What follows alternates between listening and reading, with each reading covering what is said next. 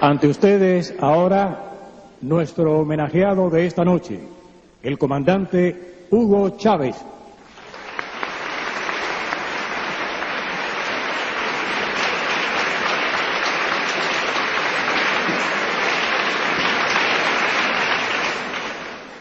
Señor comandante en jefe de la Revolución Cubana y presidente de la República de Cuba, señor rector de esta insigne Casa de Estudios, señor presidente de la Federación de Estudiantes Universitarios, señor presidente de la Casa Simón Bolívar, queridos compatriotas, profesores universitarios, estudiantes de Cuba, de esta tierra de Martí, de esta tierra de Bolívar, compañeros de armas, reciban en primer lugar un caluroso y sentido abrazo bolivariano que viene de esa tierra venezolana de la cual nos sentimos tan llenos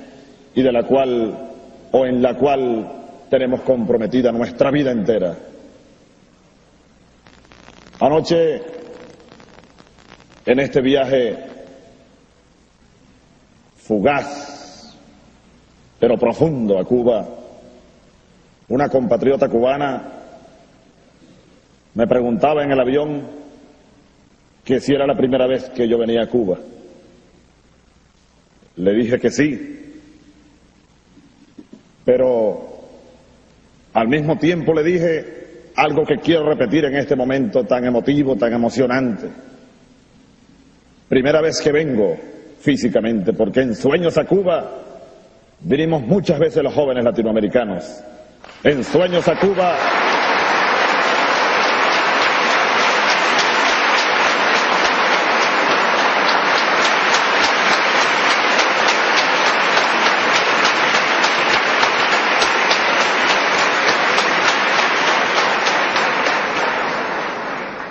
En Sueños a Cuba vinimos infinidad de veces los soldados bolivarianos del ejército venezolano que desde hace años decidimos entregarle la vida a un proyecto revolucionario, a un proyecto transformador.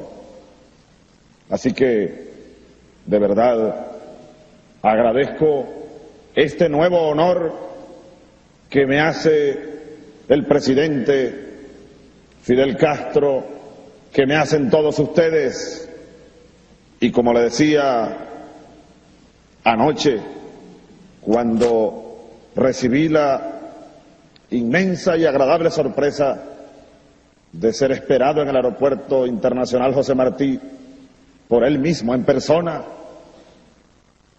le dije, yo no merezco este honor, aspiro merecerlo algún día en los meses y en los años por venir.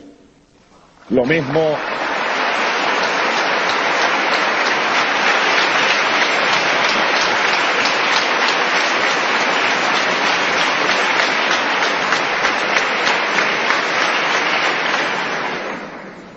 mismo le digo a todos ustedes, queridos compatriotas cubanos, latinoamericanos. Algún día esperamos venir a Cuba en condiciones de extender los brazos y en condiciones de mutuamente alimentarnos en un proyecto revolucionario latinoamericano, imbuidos como estamos desde siglos hace en la idea de un continente hispanoamericano, latinoamericano y caribeño integrado como una nación, una sola nación que somos.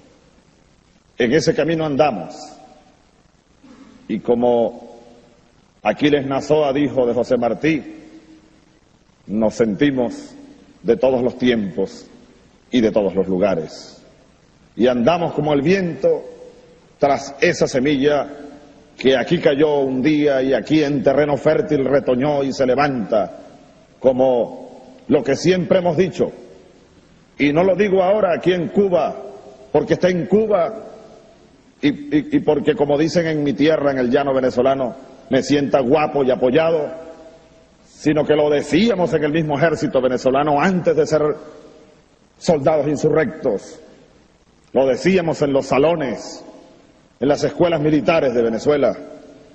Cuba es un bastión de la dignidad latinoamericana y como tal hay que verla y como tal hay que seguirla y como tal hay que alimentarla.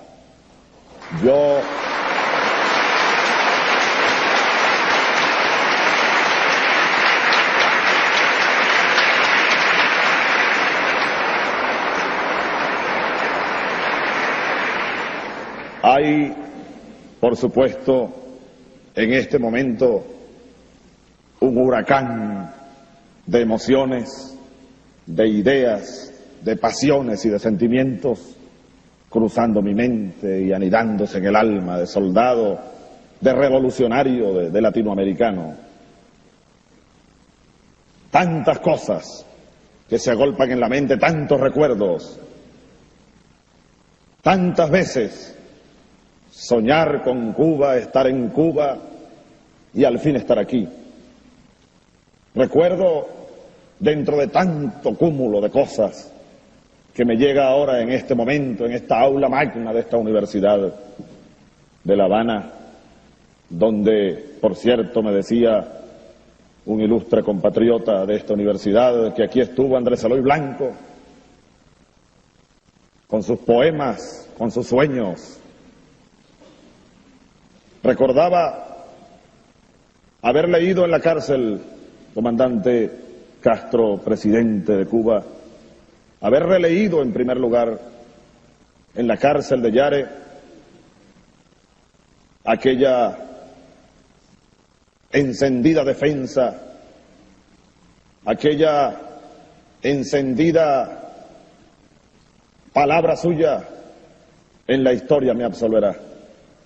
Y haber leído también en la cárcel El grano de maíz, la entrevista hecha en ese tiempo por el comandante Tomás Borges, y haber comparado, y dentro de tantas comparaciones, de tantas ideas, con 40 años casi de diferencia una de la otra, sacar varias conclusiones como soldados prisioneros. Una de ellas, que vale la pena, que hay que hacerlo, mantener la bandera de la dignidad, del principio o de los principios en alto, aún a riesgo de quedarse solo en cualquier momento. Mantener contra vientos desfavorables las velas en alto. Mantener posiciones de dignidad. Eso lo releíamos, lo leíamos en la cárcel y fue para nosotros alimento de prisioneros y fue para nosotros y sigue siendo alimento de rebeldes. Y hablando de rebeldes, subrayo lo dicho por el presidente de la Federación de Estudiantes y lo dicho por el comandante en jefe Fidel Castro acerca de la cumbre de Miami. Esa cumbre no se hizo para rebeldes, por lo tanto no estuvieron allí los cubanos. Nosotros tampoco podemos entrar a territorio norteamericano. Nos tienen prohibida la entrada, lo dije una vez en Colombia y lo vuelvo a decir ahora en Cuba con más fuerza y con más vigor. Nos honra como soldados rebeldes que no nos dejen entrar a territorio norteamericano.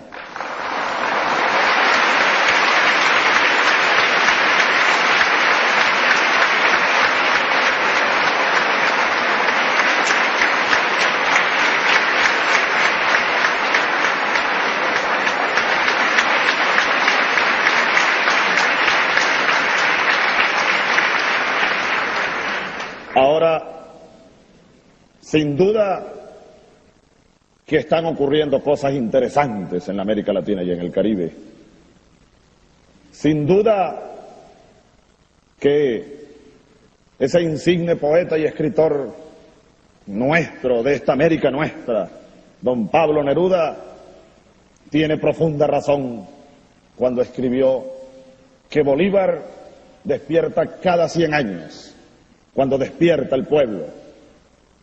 Sin duda que estamos en una era de despertares, de resurrecciones, de pueblos, de fuerzas y de esperanzas. Sin duda, presidente, que esa ola que usted anuncia, o que anunció y sigue anunciando en esa entrevista a la que me he referido, el grano de maíz, se siente y se palpa por toda la América Latina. Que estamos en era bicentenaria. Nosotros tuvimos la osadía de fundar un movimiento dentro de las filas del Ejército Nacional de Venezuela, hastiados de tanta corrupción, y nos juramos dedicarle la vida a la construcción de un movimiento revolucionario y a la lucha revolucionaria en Venezuela, y ahora en el ámbito latinoamericano. Eso comenzamos a hacerlo el año bicentenario del nacimiento de Bolívar. Pero veamos que este próximo año es el centenario de la muerte de José Martí. Veamos que este año que viene es el bicentenario del nacimiento del mariscal Antonio José de Sucre. Veamos que este año que viene es el bicentenario de la rebelión y muerte del sambo José Leonardo Chirinos en las costas de Coro, en Venezuela. Tierra, por cierto, de los ascendientes del prócer Antonio Maceo. Veamos entonces que como que el tiempo nos llama y nos impulsa. Es sin duda tiempo de recorrer de nuevo caminos de esperanza y de lucha. En eso andamos nosotros. Después de 10 años de trabajo intenso en el seno del ejército venezolano, después de una rebelión y otra rebelión, ahora dedicados al trabajo revolucionario en 3 direcciones fundamentales que voy a permitirme resumir ante ustedes para invitarles al intercambio, para invitarles a extender lazos de unión y de trabajo, de construcción concreta. En primer lugar, estamos empeñados en levantar una bandera ideológica pertinente y propicia a nuestra tierra venezolana, a nuestra tierra latinoamericana, y es la bandera bolivariana.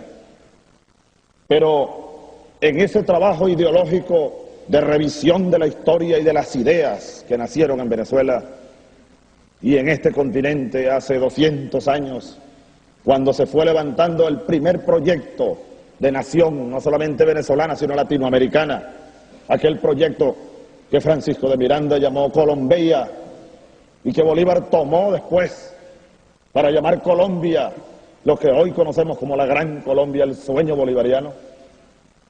En ese sumergirnos en la historia, buscando nuestras raíces, hemos diseñado y hemos lanzado a la opinión pública nacional e internacional la idea de la inspiración en un árbol de las 3 raíces, llamamos nosotros. La raíz no solamente del pensamiento bolivariano, aquel Simón Bolívar que llamaba, por ejemplo, a esa unidad latinoamericana para poder oponer una nación desarrollada como contrapeso a la pretensión del norte que ya se perfilaba con sus garras sobre nuestra tierra latinoamericana. Aquel Bolívar que planteaba en Angostura la necesidad de incorporar, además de los 3 poderes clásicos de Montesquieu, un 4º poder, el poder moral. Aquel Bolívar o aquellas ideas de Bolívar que planteaba en la Constitución de Bolivia la necesidad de un 5º poder, el poder electoral. Aquel Bolívar que desde su tumba casi ya en Santa Marta, dijo: los militares deben empuñar su espada para defender las garantías sociales. Aquel Bolívar que dijo que el mejor sistema de gobierno es el que le proporciona mayor suma de felicidad a su pueblo, mayor suma de estabilidad política y seguridad social. Esa raíz profunda, esa raíz bolivariana, nosotros la hemos unido porque creemos, y no es que nosotros la hayamos unido, es que está unida por el tiempo, por la historia misma, a la raíz robinsoniana, tomando como inspiración el nombre de Samuel Robinson o Simón Rodríguez, a quien conocemos muy poco los latinoamericanos, porque nos dijeron desde pequeños el maestro de Bolívar, y allí se quedó, como estigmatizado por la historia. El loco estrafalario que murió anciano, deambulando como el viento por los pueblos de la América Latina.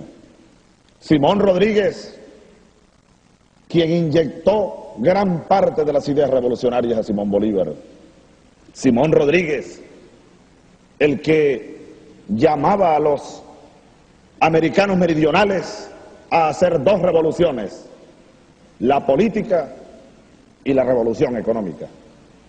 Aquel Simón Rodríguez que llamaba a la construcción de un modelo de economía social y un modelo de economía popular. Aquel Simón Rodríguez que dejó para todos los tiempos de América Latina como un reto para nosotros aquello de que la América Latina, en ese tiempo América Meridional en el término, no podía seguir imitando servilmente, sino que tenía que ser original, y llamaba a inventar o errar. Ese viejo loco para los burgueses de la época, que andaba recogiendo niños ya ancianos y abandonados, y que quería y que decía: los niños son las piedras del futuro edificio republicano, vengan acá para pulir las piedras para que ese edificio sea sólido y luminoso. Aquel viejo que ya al borde de la tumba se dedicó a construir velas, y cuando alguien le preguntó: ¿qué hace usted construyendo velas, maestro?, dijo: es que no consigo otra forma de darle luces a la América. Esa es otra raíz fundamental, profunda y filosófica dentro de nuestro planteamiento ideológico. Y una raíz más reciente, la raíz zamorana, tomada del general del pueblo soberano, Ezequiel Zamora. Zamora, líder de la Revolución Federal en Venezuela. Zamora, el general que usaba doble cubrecabeza, un sombrero de cogollo y un kepi militar sobre el sombrero de cogollo. Y lo explicaba en un concepto que después Mao Zedong reflejó de otra manera, y en otro tiempo y en otro lugar.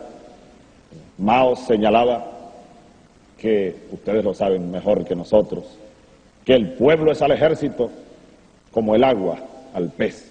Y ustedes no solamente lo saben, sino que lo han aplicado. Y yo aprovecho, y me disculpan la digresión, para darle un inmenso abrazo, gigantesco abrazo a las Fuerzas Armadas Revolucionarias de Cuba, que se han identificado con su pueblo para siempre.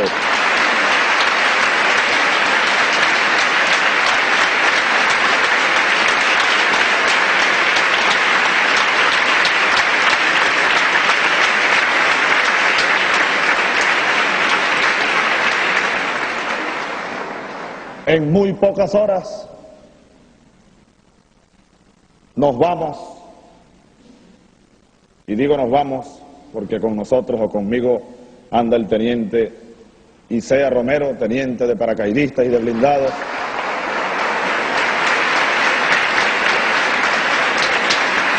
Del ejército venezolano, rebelde y exprisionero político. Nos vamos, queridos compañeros de armas de Cuba, convencidos a pesar de lo poco que pudimos ver, de que ustedes sí aplican eso, que están, como el título de una buena obra, de un estudioso del tema panameño, están como pez en el agua. Nosotros como militares andamos tras esa búsqueda y hoy nos vamos más afianzados en la convicción y la necesidad de que el ejército de Venezuela tiene que ser de nuevo lo que fue, un ejército del pueblo, un ejército para defender eso que Bolívar llamó las garantías sociales. Entonces, Ezequiel Zamora, de quien les hablaba como tercer componente del árbol de las tres raíces, decía yo que se adelantó quizás en la concepción que después reflejó Mao. Zamora explicaba que el sombrero de cogollo representaba al pueblo de Venezuela y el kepi militar al ejército, que debería estar unido a ese pueblo para poder lograr la revolución federal que estaba en boga en Venezuela. Ezequiel Zamora tomó el proyecto bolivariano, lamentablemente murió comenzando la guerra federal y con él enterraron el sueño de los campesinos pobres de Venezuela, que fueron también traicionados después de la guerra de independencia.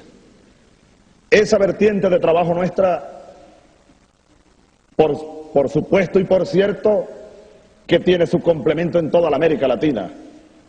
Nosotros, seguramente por venezolanos, tomamos como raíces a tres venezolanos para nuestro proyecto ideológico, empeñados en resistirnos a esa tesis que viene del norte. Alguien me decía hace poco que todo lo malo nos viene del norte. Esa tesis del fin de la historia, del último hombre, de la era tecnotrónica, que las ideologías ya no sirven, que están de modé. No, nos resistimos, no lo aceptamos. Y hemos tomado esas tres figuras simbólicas. Pero me decía un oficial panameño que todavía hace 4 meses andaba escondido. Me decía ese capitán panameño, a quien yo le preguntaba en la Universidad de Panamá, por cierto, una noche, que por qué andaba escondido, y me dice: yo ando escondido, comandante, porque yo ahorqué a un gringo y tengo auto de detención por asesinato. Ahora, ¿dónde están los autos de detención por los miles de muertos que hubo en la invasión a Panamá?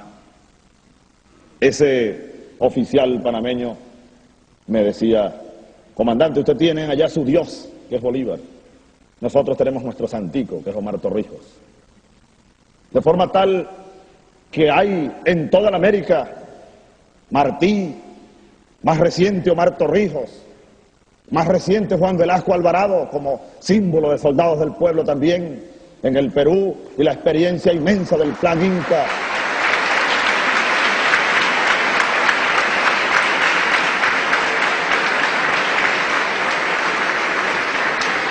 O en el Cono Sur, como una madrugada de Montevideo hace unos meses, me llegó un emisario secreto con una carta de oficiales activos del ejército del Uruguay, que se llaman los soldados artiguistas, y con un regalo sobre el pensamiento político de Artigas, San Martín y tantos otros latinoamericanos, Sandino. Y aprovecho para decir que también me siento muy honrado de haber conocido hoy y haber abrazado al comandante Daniel Ortega de la Revolución Nicaragüense, quien se encuentra acá en La Habana, como ustedes saben. Sandino, Mariátegui, ahí están las raíces de un proyecto de nación, una sola nación que somos todos los latinoamericanos y caribeños. Ahora, esa es una primera vertiente de trabajo.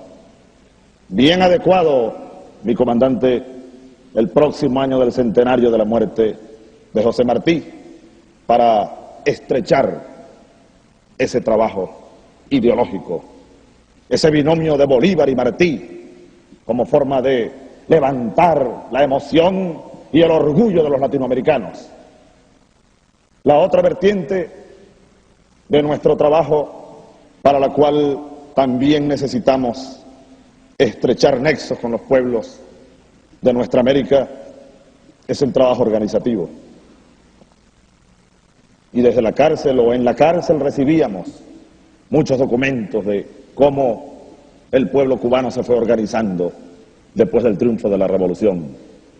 Y estamos empeñados en organizar en Venezuela un inmenso movimiento social, el movimiento bolivariano revolucionario 200 y más allá. Estamos convocando para este próximo año a la creación del Frente Nacional Bolivariano. Y estamos llamando a los estudiantes, a los campesinos, a los aborígenes, a los militares que están en situación de retiro, porque lamentablemente los militares en los cuarteles en Venezuela siguen amordazados. El sistema político o los políticos venezolanos pretenden tener para siempre militares que sean mudos, sordos y ciegos ante la tragedia nacional. A los militares que estamos en la calle, a los intelectuales, a los obreros, a los pescadores, a los soñadores, a todos, a conformar ese frente, un gran frente social que enfrente el reto de la transformación de Venezuela. En Venezuela nadie sabe lo que puede ocurrir en cualquier momento. Nosotros, por ejemplo, que estamos entrando a un año electoral, 1995, dentro de un año, en diciembre, habrá en Venezuela otro proceso electoral, ilegal e ilegítimo, signado por una abstención, ustedes no lo van a creer, del 90% en promedio. Es decir, el 90% de los venezolanos no va a las urnas electorales, no cree en mensajes de políticos, no cree en casi ningún partido político. Este año nosotros aspiramos, con el movimiento bolivariano, con el Frente Nacional Bolivariano, polarizar a Venezuela. Los que van al proceso electoral, donde hay gente honesta también, que respetamos pero no creemos, es en el proceso electoral. Ese es un polo, y el otro polo que nosotros vamos a alimentar y a empujar y a reforzar es la solicitud en la calle con el pueblo del llamado a elecciones para una Asamblea Nacional Constituyente, para redefinir las bases fundamentales de la República que se vinieron abajo, las bases jurídicas, las bases políticas, las bases económicas, las bases morales, incluso de Venezuela, están en el suelo, y eso no se va a arreglar con pequeños parches. Bolívar lo decía, las gangrenas políticas no se curan con paliativos, y en Venezuela hay una gangrena absoluta y total. Alguien me decía hace unos meses atrás que ¿por qué no permitíamos que el sistema democrático, ese que llaman en Venezuela democrático, madure? Yo le decía que, y aprovecho que he probado unos dulces de mango muy exquisitos aquí en La Habana, yo le ponía el ejemplo del mango, que en Venezuela se pierde porque no sabemos aprovecharlo. Un mango madura cuando está verde, pero un mango podrido jamás va a madurar. Un mango podrido hay que rescatar su semilla y sembrarla para que nazca una nueva planta. Eso pasa en Venezuela hoy. Este sistema no tiene manera de recuperarse a sí mismo.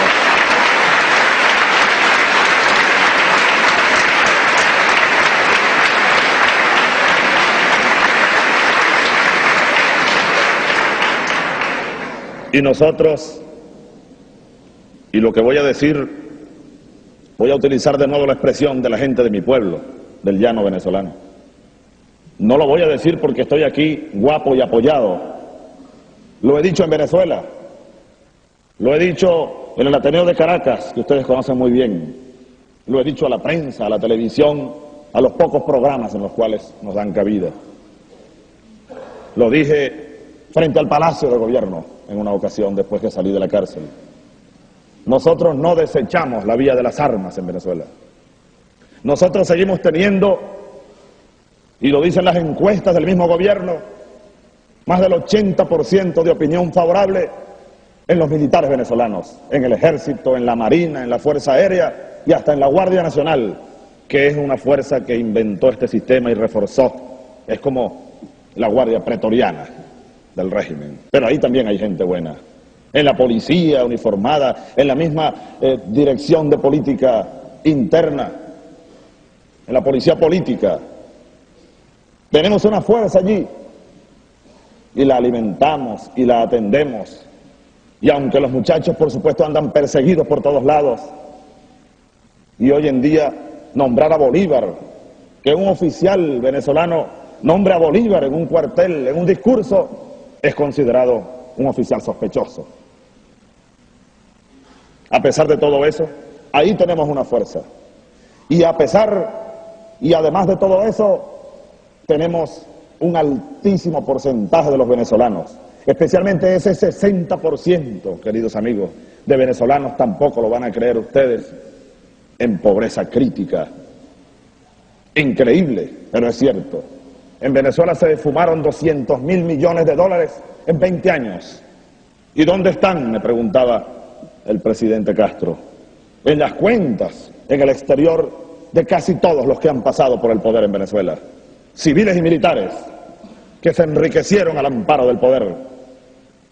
En esa inmensa mayoría de venezolanos, nosotros tenemos un tremendo impacto positivo. Y al tener esas dos fuerzas, ustedes comprenderán que estamos dispuestos a dar el todo por el cambio necesario en Venezuela. Por eso decimos que no desechamos la vía de utilizar las armas del pueblo que están en los cuarteles para buscar el camino. Si este sistema político decide, como parece haber decidido, atornillarse de nuevo y buscar recursos para manipular y engañar, nosotros estamos pidiendo constituyente, y el año que viene, ya les dije, vamos a empujar esta salida como recurso estratégico de corto plazo. Y la tercera vertiente en la que estamos trabajando para ir concluyendo estas palabras, este saludo, esta pasión que me mueve en esta noche, es un proyecto estratégico de largo plazo, en el cual los cubanos tienen y tendrían mucho que aportar, mucho que discutir con nosotros. Es un proyecto de un horizonte de 20 a 40 años, un modelo económico soberano. No queremos seguir siendo una economía colonial.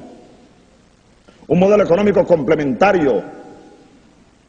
Venezuela tiene inmensos recursos energéticos, por ejemplo. Ningún país del Caribe o latinoamericano debería importarle combustible a Europa. ¿Por qué? Si Latinoamérica tiene entre ellos a Venezuela, con inmensos recursos energéticos.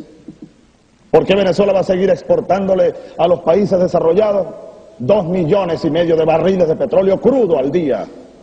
Igual que hace 500 años se llevaban la materia prima, hoy se la siguen llevando de la misma forma. Un proyecto que nosotros hemos lanzado ya al mundo venezolano con el nombre de Proyecto Nacional Simón Bolívar, pero con los brazos extendidos al continente latinoamericano y caribeño. Y al respecto hemos entrado ya en contacto con algunos centros de estudios de Panamá, de Colombia, de Ecuador, de Uruguay, de Argentina, de Chile, de Cuba. Un proyecto en el cual no es aventurado pensar desde el punto de vista político en una asociación de estados latinoamericanos. ¿Por qué no pensar en eso? Que fue el sueño original de nuestros libertadores. ¿Por qué seguir fragmentados? Hasta allí, en el área política, llega la pretensión de ese proyecto que no es nuestro ni es original. Tiene 200 años al menos. ¿Cuántas experiencias positivas en el área cultural, en el área económica, esta economía de guerra que vive Cuba prácticamente, en el área deportiva, en el área de la salud, de la atención a la gente, de la atención al hombre, que es el primer objeto de la patria, el sujeto de la patria? Así que en esa área o en esa tercera vertiente, en el proyecto político transformador de largo plazo, extendemos la mano a la experiencia, a los hombres y mujeres de Cuba que tienen años pensando y haciendo por ese proyecto continental. Para terminar por ahora, les invitamos cordialmente, como ya lo hemos hecho, a las autoridades a un encuentro en Santa Marta. Nos hemos convocado en Santa Marta, Colombia, para el 17 de diciembre. Allí aspiramos comenzar la preparación. Esta sería la primera reunión preparatoria del segundo Congreso Anfictiónico de Panamá, que aspiramos celebrar en Panamá en 1996, cuando se cumplen 170 años de aquel Congreso que fue saboteado, por cierto, por los norteamericanos. Y aspiramos un tercer Congreso en 1999, cuando el ejército norteamericano debe retirar el último soldado de esa tierra bolivariana que es el Canal de Panamá. Este sería un congreso o una liga permanente donde discutiríamos los latinoamericanos sobre nuestra tragedia, sobre nuestro destino, que al decir de ese gran revolucionario, ese gran escritor uruguayo Eduardo Galeano, ese destino no puede ser una maldición, es un desafío. El siglo que viene para nosotros es el siglo de la esperanza, es nuestro siglo, es el siglo de la resurrección del sueño bolivariano, del sueño de Martí, del sueño latinoamericano. Queridos amigos, ustedes me han honrado con sentarse esta noche a oír estas ideas de un soldado, de un latinoamericano entregado de lleno y para siempre a la causa de la revolución de esta América nuestra. Un inmenso abrazo bolivariano para todos ustedes.